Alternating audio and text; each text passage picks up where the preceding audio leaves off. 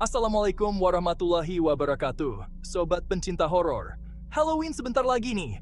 Waktunya kita nostalgia sama film-film horor klasik yang bikin bulu kuduk merinding. Coba bayangkan, malam yang gelap gulita, angin berbisik di antara dedaunan, dan bayangan-bayangan aneh di dinding. Seru banget kan buat nonton film horor? Nah, di video kali ini, kita akan membahas 4 film legendaris yang gak cuma serem, tapi juga menginspirasi banyak film horor zaman sekarang. Film-film ini punya visual yang keren dan cerita yang susah dilupakan. Kita akan diajak masuk ke dunia yang gelap dan penuh kengerian. Siap-siap ya! Jangan lupa siapin kopi dan cemilan favorit kalian, dan tonton video ini sampai habis. Perjalanan kita dimulai di tahun 1922 dengan film bisu yang legendaris. Film karya F. Leigh Murnau ini, meskipun dibuat hampir seabad yang lalu, masih bisa bikin kita merinding. Bayangin, sobat horor, sosok Count Orlok yang kurus dan menyeramkan, dengan kuku-kukunya yang panjang dan mata yang tajam, merayap di dinding kastil tua. Visual film ini, meskipun hitam putih, punya kekuatan yang luar biasa. Murnau jago banget menggunakan bayangan dan cahaya untuk menciptakan suasana yang mencekam dan misterius. Setiap adegan, setiap gerakan Count Orlok terasa seperti mimpi buruk yang jadi kenyataan. Dan musiknya, wah musiknya! Nosferatu theme oleh Hans Erdmann benar-benar pas bikin tegang dan takut di setiap adegan. Musiknya bukan cuma pengiring, tapi kayak karakter tersendiri yang menghantui kita. Jujur, sobat horor, waktu pertama kali nonton, saya serasa dibawa ke masa lalu, ke zaman bioskop masih bisu, tapi bisa bikin takut penonton. Film ini membuktikan kalau kengerian yang sesungguhnya nggak butuh efek khusus yang canggih, tapi terletak pada kemampuan untuk menyentuh rasa takut kita yang paling dalam. Tahu nggak, sobat horor, film ini hampir saja hilang? Keluarga Bram Stoker, penulis novel yang jadi inspirasi, menuntut Murnau karena dianggap menjiplak. Untungnya, beberapa kopi film ini berhasil diselamatkan, dan kita masih bisa menikmati mahakarya horor ini. Nah, sobat horor, setelah kita ngobrolin, saya penasaran nih, apa momen paling menakutkan yang kalian ingat dari film ini? Atau ada film vampir lain yang menurut kalian lebih seram? Tulis di kolom komentar ya!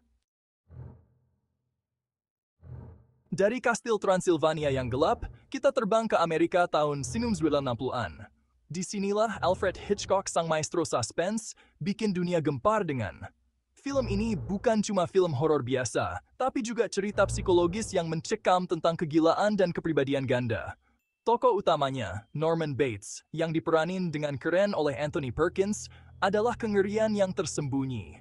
Di balik senyum tipis dan sikapnya yang ramah, tersimpan rahasia gelap yang mengerikan. Dan motel terpencil miliknya, Bates Motel, jadi tempat terjadinya mimpi buruk yang tak terlupakan. Siapa yang bisa lupa adegan di kamar mandi yang terkenal itu? Musik gesekan biola yang memekakkan telinga, bayangan pisau yang berkilat, dan teriakan Janet Leigh di kamar mandi. Hitchcock pintar banget memainkan psikologi penonton, membangun ketegangan yang luar biasa sampai akhirnya meledak. Tapi, sobat horor, kengerian bukan cuma terletak pada adegan-adegan sadisnya. Yang lebih menakutkan adalah bagaimana Hitchcock menunjukkan sisi gelap jiwa manusia. Norman Bates, dengan hubungannya yang rumit dan mengerikan dengan ibunya, menunjukkan bahwa terkadang musuh yang paling menakutkan justru berasal dari diri kita sendiri. Adalah bukti kehebatan Hitchcock dalam menggabungkan ketegangan dan kengerian psikologis. Film ini nggak cuma mengubah genre horor, tapi juga meninggalkan jejak yang tak terlupakan dalam sejarah film. Dan tahukah kalian, sobat horor, Hitchcock sangat merahasiakan cerita film ini? Dia bahkan membeli hampir semua salinan novel karya Robert Bloch untuk mencegah spoiler. Sebuah dedikasi yang luar biasa untuk memberi kejutan bagi para penonton. Sekarang, sobat horor, saya ingin tahu pendapat kalian. Apa pendapat kalian tentang plot twist D? Apakah kalian terkejut saat pertama kali melihatnya? Ceritakan pengalaman kalian di kolom komentar.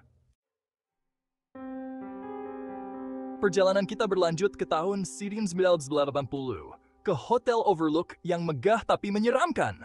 Disinilah Stanley Kubrick, sang visioner sinematik, mengadaptasi novel Stephen King, menjadi sebuah mahakarya horor psikologis yang tak lekang oleh waktu. Jack Torrance, seorang penulis yang terisolasi di hotel terpencil bersama istri dan anaknya selama musim dingin, perlahan-lahan menjadi gila.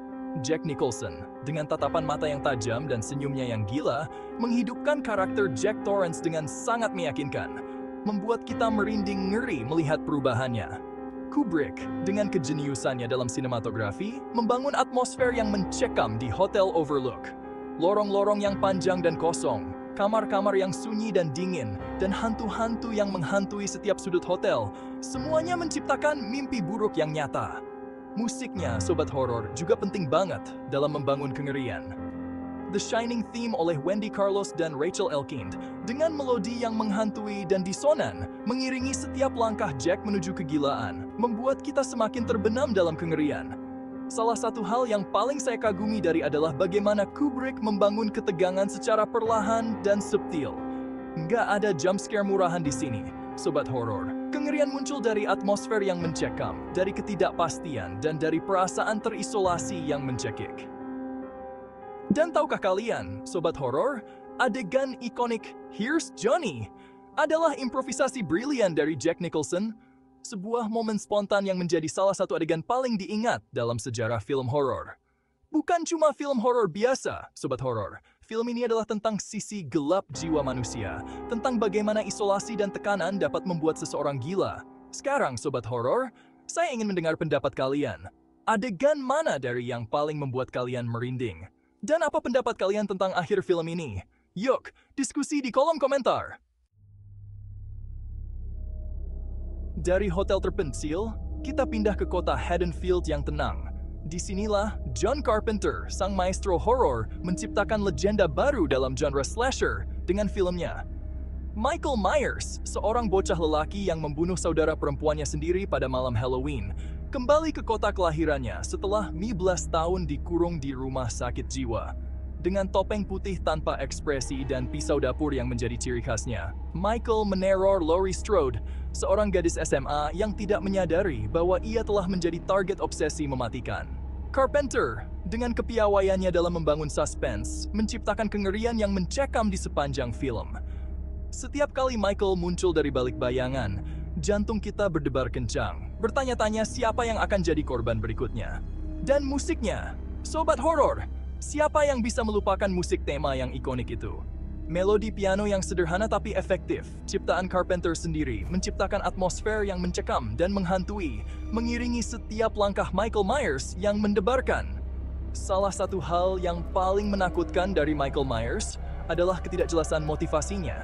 Dia seperti kekuatan jahat yang murni, tanpa ampun, tanpa penyesalan.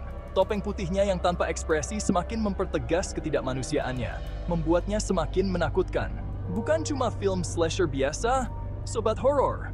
Film ini juga mengeksplorasi tema trauma masa kecil, represi seksual, dan kecemasan remaja.